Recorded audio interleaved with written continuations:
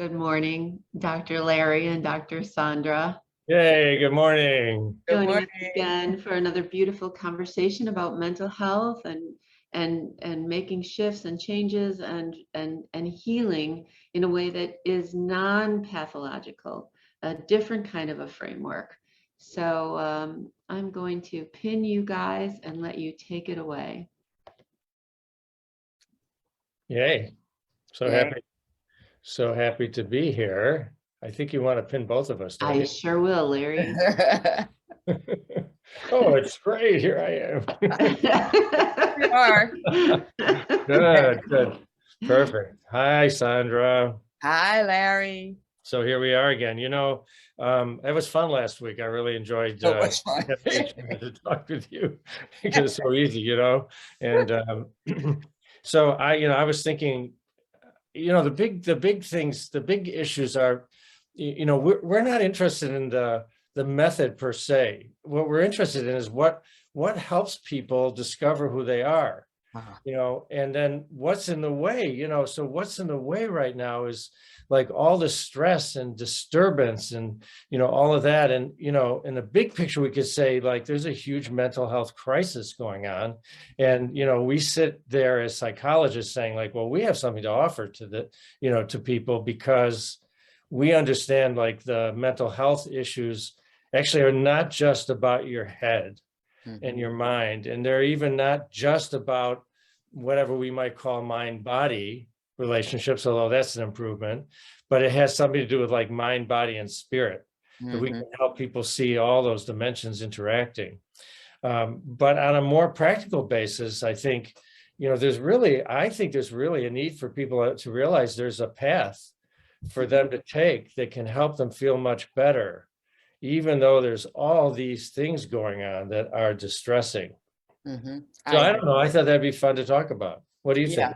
Yeah, absolutely, I do. And your opening, the whole idea is that, yes, we can see there's a problem, but where we're trying to get you to, there are many methods, but where we're trying to get you to is this deep awareness of you and what you have available to you to help you in any moment, that actually you can, right, shift, that you can change, and it can come from inside of you.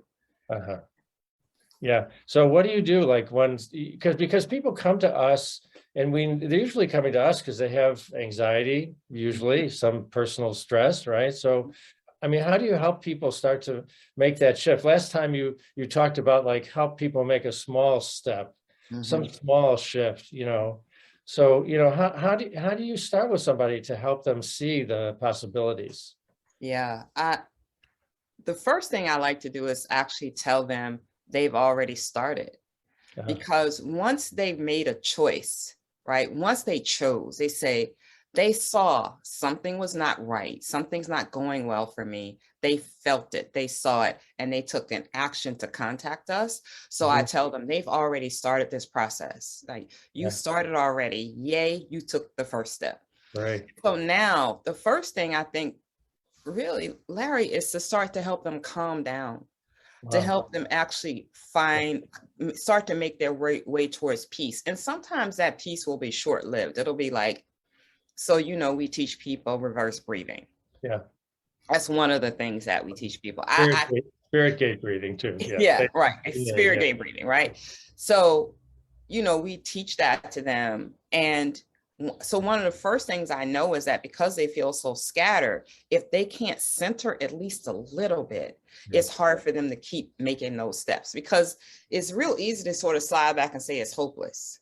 So you have to catch them enough to say, wait, when you start to feel this hopelessness, here's a way to start to bring yourself back to center.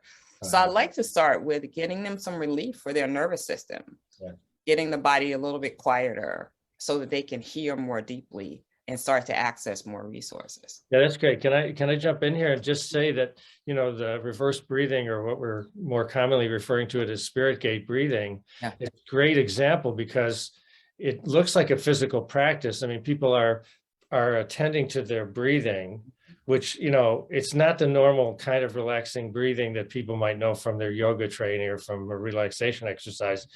But the point is, they're paying attention to a physical process.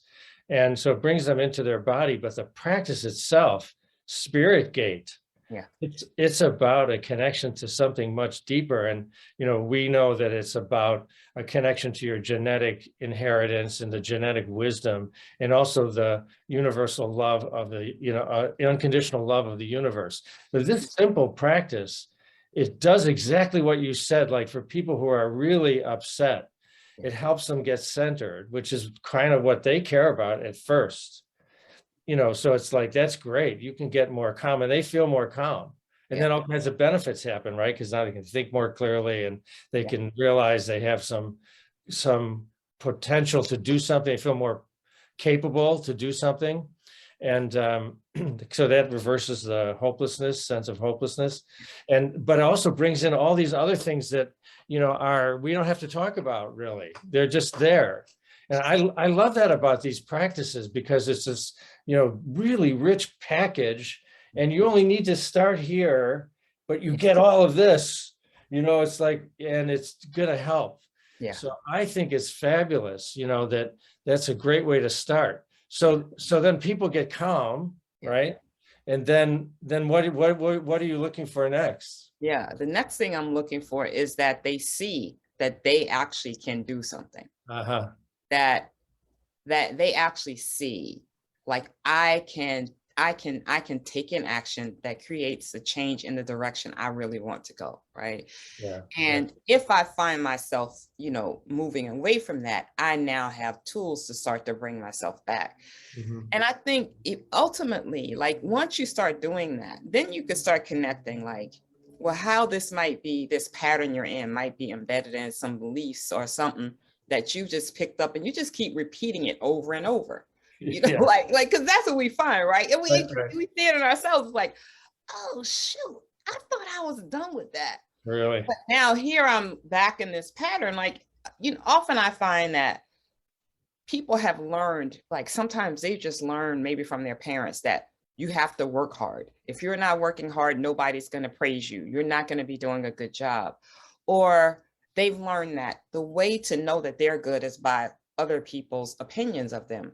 So they never really get to hear inside of themselves. Like, they never get to hear, like, how they see the good in them. Yeah. So I eventually want to get them there, but that means I have to get them to be able to walk through how you got this pattern going, how it's showing up at work, or how it's showing up over here, and how you can start to shift that pattern. Yeah, that's, they're so lucky when they're working with you.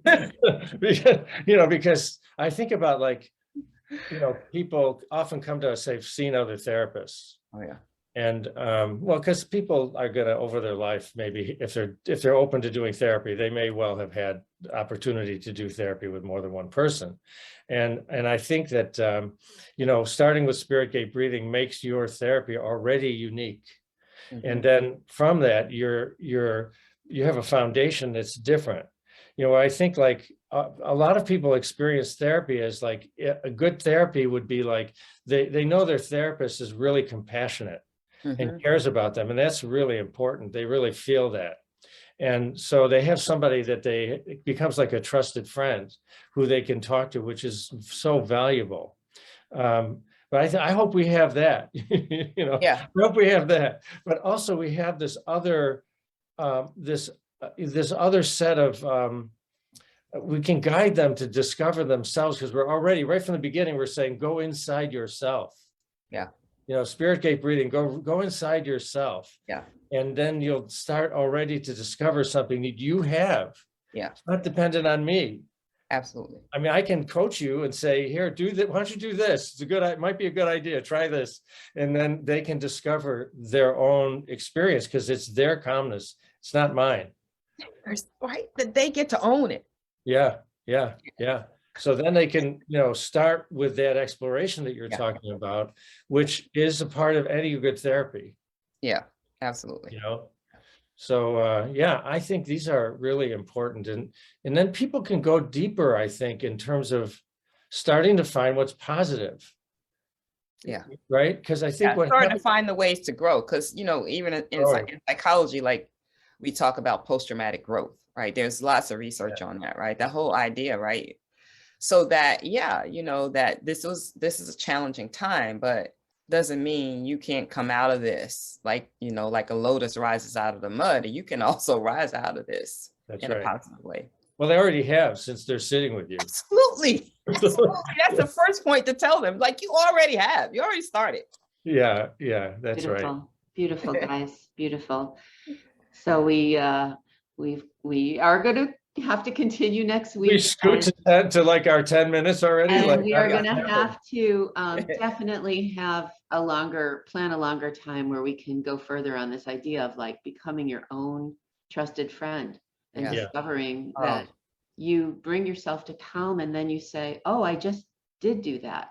Yes. And I'm just here by myself, and I'm in a different place now. Yeah. That's healing. So beautiful. Thank you, Absolutely. guys. Cool. Thank you. We Great to will talk to you this morning. see you next week. We'll do it again. Pig and Yay. Dragon. Yeah, See Pig you. and Dragon. Bye, All right, Dr. my friend. Sandra. Bye, Bye. Dr. Larry. Bye, Jenny. Yeah.